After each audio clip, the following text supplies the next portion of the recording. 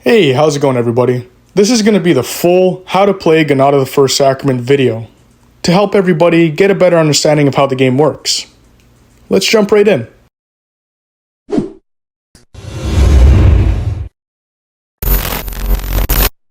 First, let's start with the setup. Lay out the following. Follow this order. Place your game board and lay out 4 beads per property from numbers 2 to 12. You only need to place 1 bead on property 1. After that, you'll place your barn, fences, then your cards. Make sure to shuffle each deck very well before placing them. Tokens, abominations, on top of the barn and behind the fence. Then your sheriff car starts at the roadblock. Then place your roadblock standees, player boards, lay out your beads, sand timer, then your dice, D6 and D4, your van and 4-wheeler standees. Place your hanging corpse standees behind the barn, then place your player standees at the B&B, then finally hide the hidden trails with the bush tokens.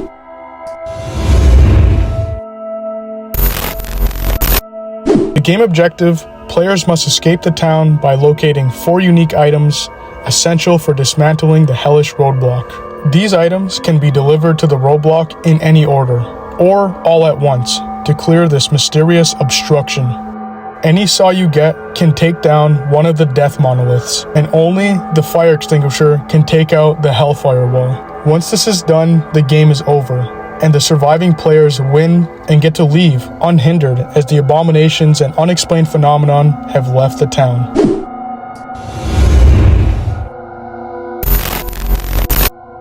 Kanata The First Sacrament offers players a chance to get a hang of the game by allowing them to set the difficulty levels. This is simply done by removing the Ruth card and the Swirling Mask card, as well as selecting the amount of roadblock item cards to shuffle into the deck, as follows. For easy, there will be 12 cards total, 6 saws and 6 fire extinguishers. Then, remove the Ruth and Swirling Mask card. For easy medium, there will be 10 cards total, 5 saws and 5 fire extinguishers.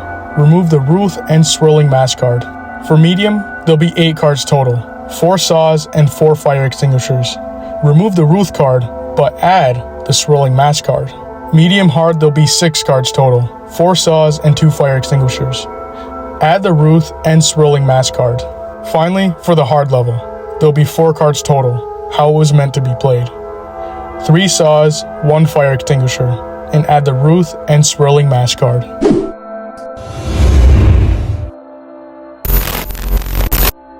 Starting the game. Each player will receive 1 player board and 2 dice. Each player board has 2 sides, the character side and the turn side. Players will start with the character side showing. Players will then choose their characters and place them at the B&B space on the game board.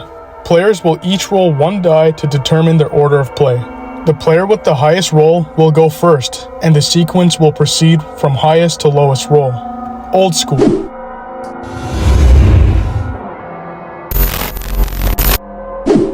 Player turn sequence. The game is easy to play. Each player will take 1 turn using their player board in their order of sequence.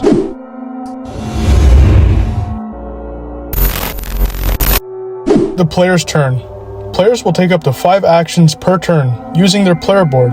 The player board provides players with 4 various actions that can be made in any order, which are the following: move or stay, player board, shoot, search. These actions will also play a role in determining the player's fate on every turn. The 5th action is the Sheriff and Abomination, which must always be taken last.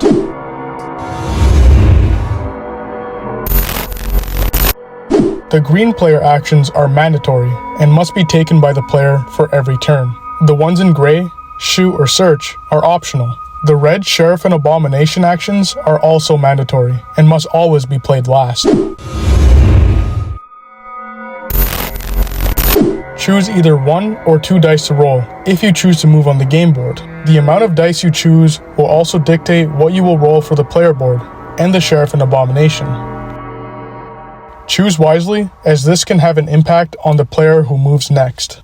Players may roll 1 die, then take a decision on whether they want to roll a 2nd die or not.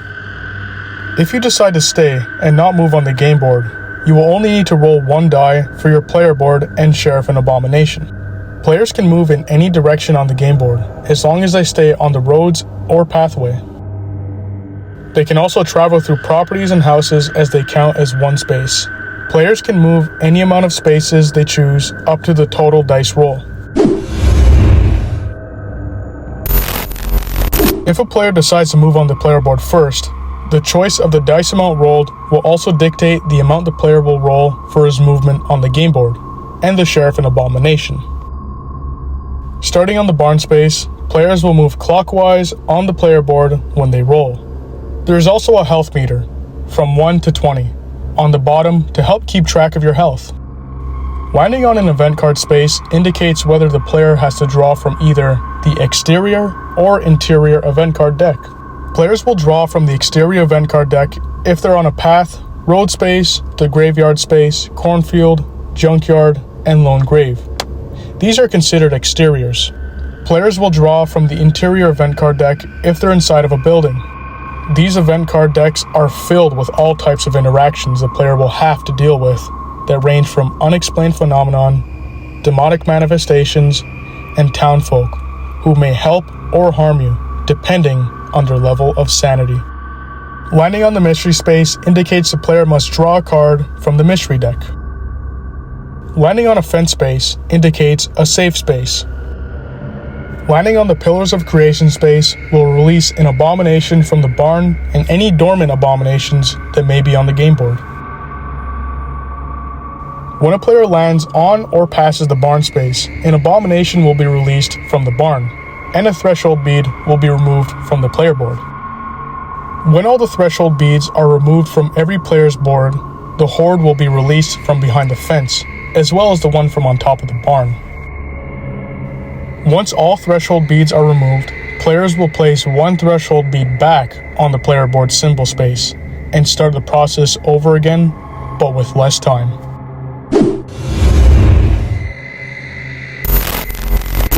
Shoot. This action allows players to use a weapon from their inventory.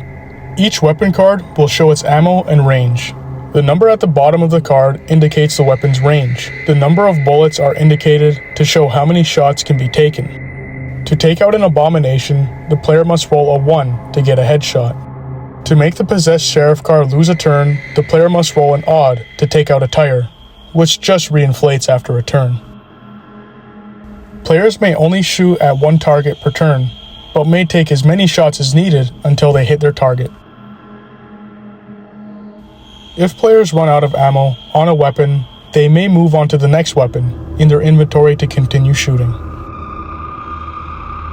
When all the ammo of a weapon has been used, it will be completely discarded from the game. Melee weapons. The axe and katana can be used against an abomination, but the player must be within 2 spaces to decapitate an abomination. The player has to do this with one swing. In order to be successful, the player needs to roll an odd number with 1 die roll.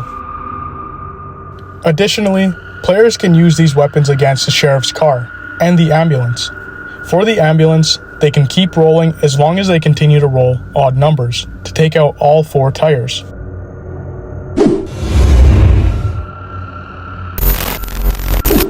There are 12 properties the player can search for the 4 items needed to take down the hellish roadblock.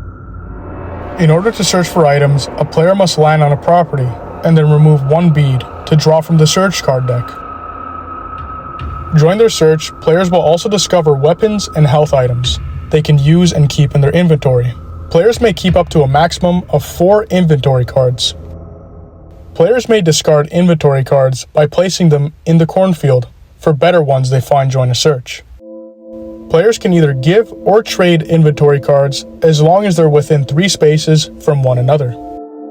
Ammo tokens, scope tokens, and special inventory cards such as the NDE and Talisman are kept separately from your inventory.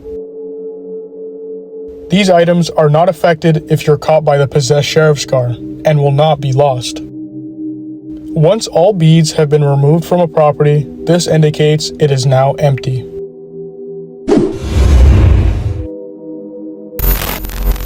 Sheriff and Abomination. The player will always move for the possessed sheriff card and Abomination as the last action, if there are any abominations on the board. The possessed sheriff car can only move on the road spaces and cannot enter a pathway or drive through a property. The possessed sheriff car will always go after the closest player on the road space. It will also drive up to a player who is on a path and stay as close as it can to the player using the road spaces.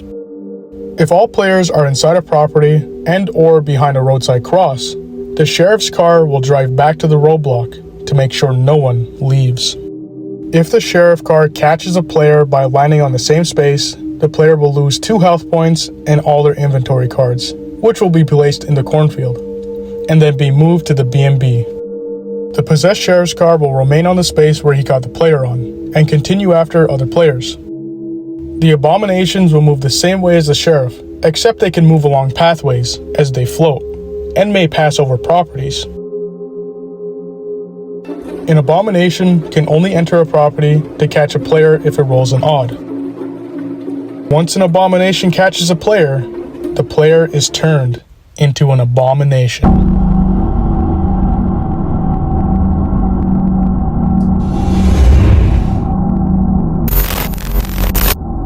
Turned players. Once a player is turned, they must flip their player board over and begin using the turn side of the player board. Their goal is to not prevent their friends from leaving and to have them all turned. 1 bead will be placed at the barn space and move in the same direction.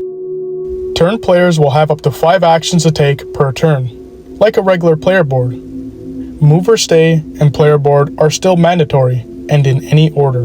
The only difference being for the 5th and last action is they will not roll for the sheriff or abominations, but they will, however, be able to choose 1 abomination on the game board, if there are any. Roll the d4 die and move the abomination in any direction they choose, as they have gained a certain control over these types of abominations. Landing on one of the occult symbols will have the player roll the d4 die and carry out the action that is assigned to that number. Turned players may also use guns to shoot other players. They need to roll a 3 to get a center of mass shot to bring down the player. Once down, a player can no longer use their player board. They can, however, be brought back to life and continue back to their actions if they either have an NDE card or one is given to them by another player. The turned player must move and land on the same space as the downed player in order to turn them. If not, the player remains on the game board space, suffering from a body shot until he is either brought back to life or turned. Turned players may also search houses and collect items and weapons to prevent players from acquiring them. If a turned player discards an item or weapon without using it, it will be placed into the cornfield. When a turned player moves to Death Forest, he does nothing but move there, as he fuels up on some hanging corpses. Energy and protein drinks do not work on turned players. If you have an NDE card in your inventory, it is placed back into the deck to be reshuffled. Turned players can drop a hanging corpse wherever they want when given the ability.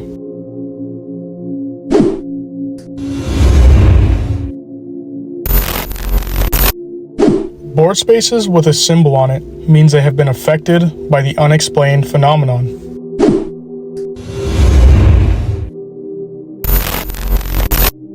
Feeding ground. Players may pass through here, but if they land in Death Forest, they will have to escape like they've been sent there. See feeding ground card.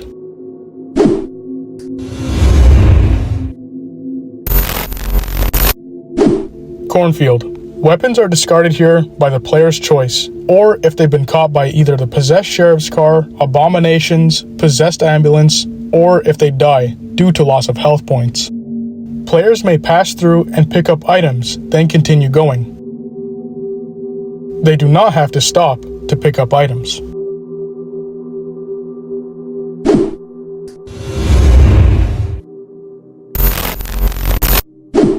Roadside crosses. Players can hide behind a roadside cross by placing their character behind the cross to remain undetected by the sheriff, abominations, or turned players. Multiple players can hide behind one.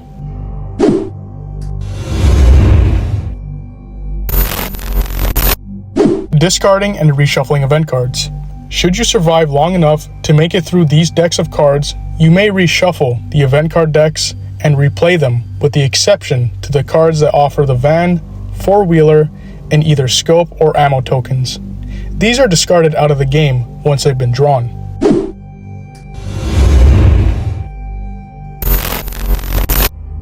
Weapons. Once all the ammo of a weapon has been used, it will be completely discarded from the game. In order for a player to shoot anything, it must be in the line of sight, meaning a building cannot be in the way. Only one scope token can be used on a weapon. Players may use the rangefinder to calculate the distance of a shot.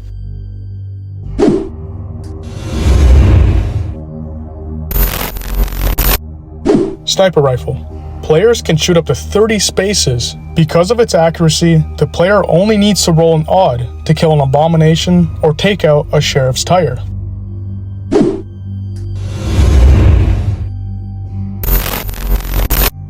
Energy and protein drinks. These can be used immediately if they have a full inventory, instead of discarding. After drawing a card from the search deck they want to keep. If the player has already moved, then they will only use the health points from the card if needed.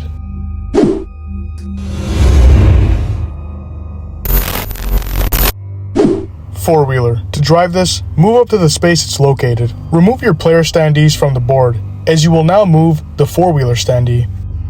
Only one player can use the four-wheeler at one time.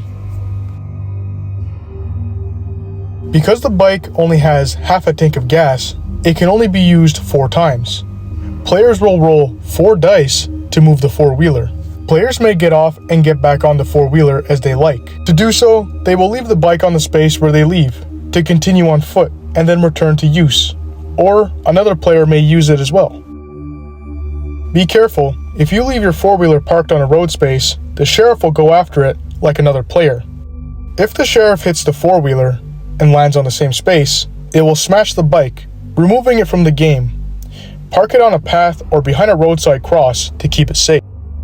Players may shoot while they're on the four-wheeler. In order to search a property, the player has to get off the four-wheeler and roll to enter the property. The possessed sheriff car and abominations, hanging corpse, and ambulance will all block a four-wheeler from passing. Hanging corpse has to be shot in order for the four-wheeler to pass. Abominations and sheriff both chase after you. Abomination can catch you, and the four-wheeler is left there as an abomination can't drive. Players cannot move, then four-wheeler, then get off and move again on foot. Only one move per turn.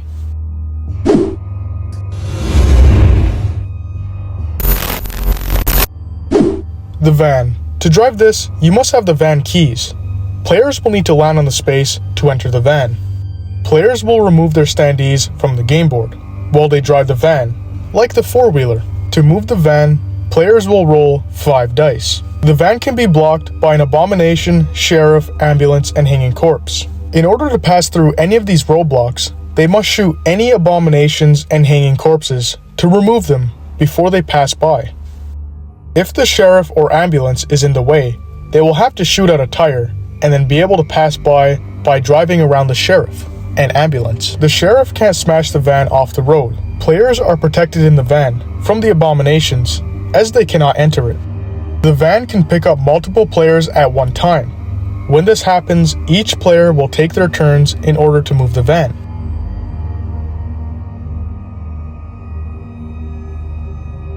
Players may get out of the van when it's their turn, and then return back in as well. Players may shoot while driving the van as well when it's their turn, just like the four-wheeler. Players cannot move on foot and then move in the van and then move on foot again. Only one move per turn.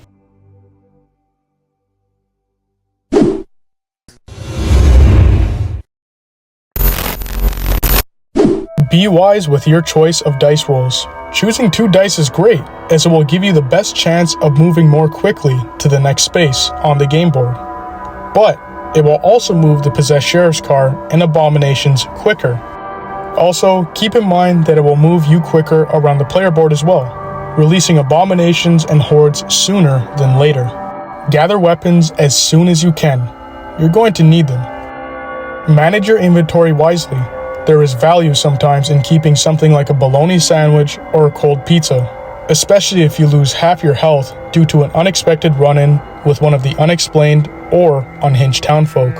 Also, try to hang on to your protein and energy drinks, as they can get you to the roadblock with a boost. especially when you need to make that last run at the ending of the game.